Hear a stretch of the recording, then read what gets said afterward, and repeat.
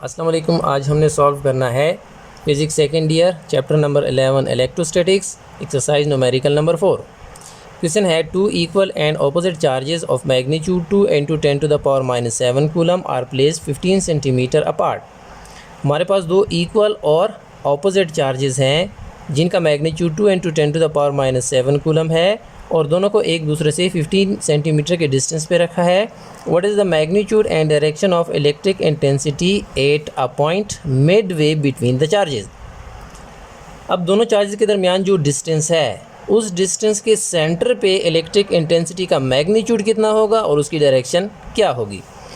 What force, दूसरा part है, what force would be act on proton on a proton of charge 1.6 × 10⁻⁹ coulomb place दियर।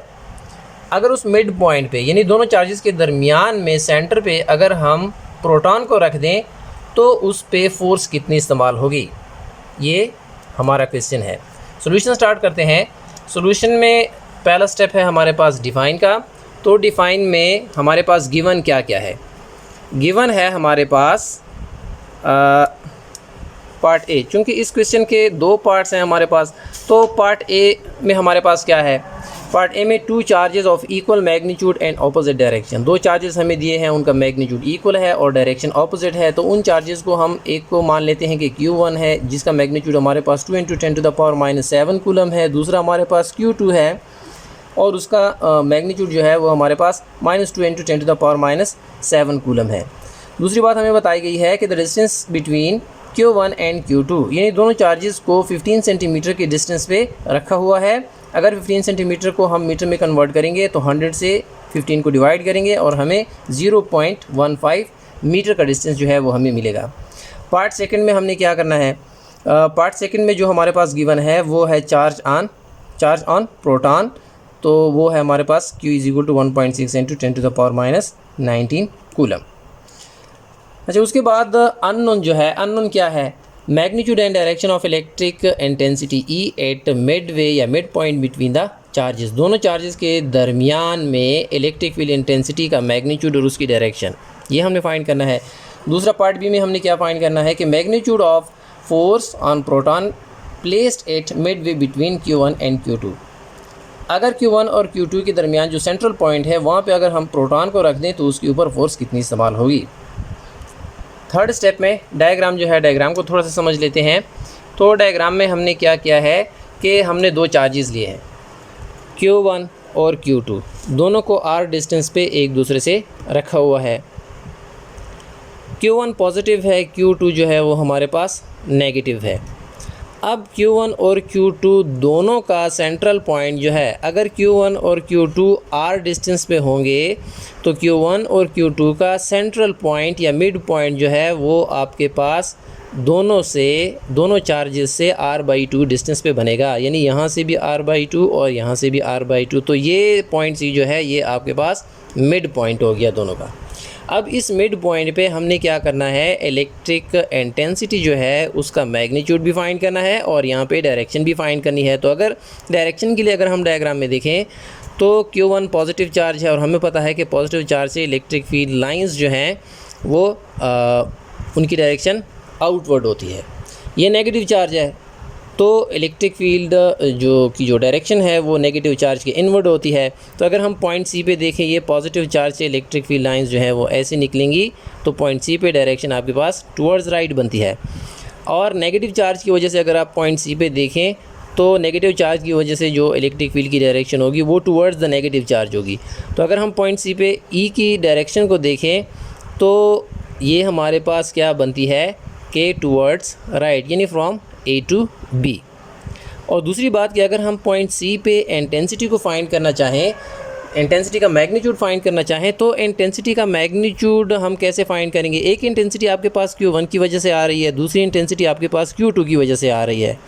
हमने दोनों की वजह से जो इंटेंसिटी बनती है उसको पॉइंट सी पे फाइंड करना है। तो अगर हम पॉइंट सी पे देखें तो दोनों की वजह से जो इंटेंसिटी आ रही है वो दोनों एक ही डायरेक्शन में है, यानी E1 की जो डायरेक्शन है वही E2 की डायरेक्शन है। तो इसलिए हमारे पास दोनों चार्जेस की वजह से जो इंटेंसिटी पॉइंट सी पे आएगी वो सम होगा E1 और E2 का। ये आपके पास डायग्राम हो गया। अब उसके बाद प्लेन कि हमने प्लान करना है कि क्वेश्चन को हम कैसे सॉल्व करेंगे।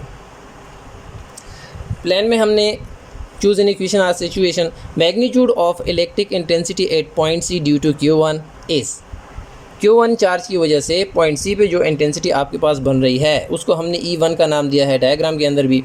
तो E1 आपके पास बराबर हो जाएगी के Q1 divided by R divided by 2 square, क्योंकि पॉइंट सी का Q1 से जो डिस्टेंस है वो R/2 है, तो इसलिए हमने यहाँ पे R/2 का स्क्वायर लिया है। दूसरी बात जो है वो magnitude of electric intensity at point C due to charge Q2 is charge Q2 की वजह से जो पॉइंट सी पे इंटेंसिटी बन रही है वो भी आपके पास इसी तरह से बन जाएगी कि E2 is equal to k Q2 divide by R divide by 2 whole square. ये आपके पास इक्वेशन। और magnitude of electric intensity at point C due to Q1 and Q2, नहीं पॉइंट सी पे Q1 और Q2 की वजह से जो इंटेंसिटी हमारे पास बनेगी, इससे पहले हम डायग्राम में भी इस बात को डिस्कस कर चुके हैं कि वो हमारे पास होगी E is equal to E1 plus E2, यानी दोनों चार्जेस की वजह से जो इंटेंसिटी आपके पास बनेगी, चूँकि डायरेक्शन दोनों चार्जेस की वजह से इंटेंसिटी की सेम आती है, तो इसलिए आपके पास पॉइंट सी पे जो इंटेंसिटी बनेगी वो दोनों चार्जेस की इंटेंसिटी के सम के बराबर होगी। तो ये आपके पास वो इंटेंसिटी है जो कि पॉइंट सी पे आपको दोनों चार्जेस की वजह से मिलेगी, और इसको हमने फाइंड करना है। थर्ड स्टेप है हमारे पास कैलकुलेट का। Substitute the values into the equation and solve.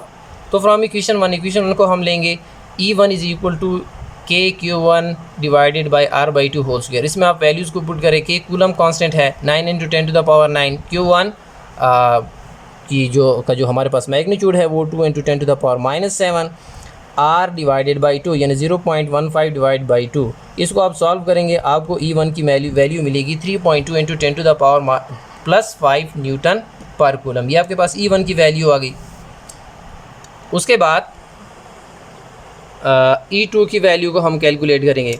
तो E2 की वैल्यू इक्वेशन हम इससे पहले डिस्कस कर चुके हैं, वो इक्वेशन आप लेंगे और उसमें वैल्यूज़ को आप पुट करेंगे। के कूलम कांस्टेंट Q2 की वैल्यू आप लेंगे, उसके बाद R/2, ये सारी वैल्यूज़ आप पुट करेंगे, आपको E2 की वैल्यू मिलेगी 3.2 × 10⁻+5 न्यूटन पर कूलम।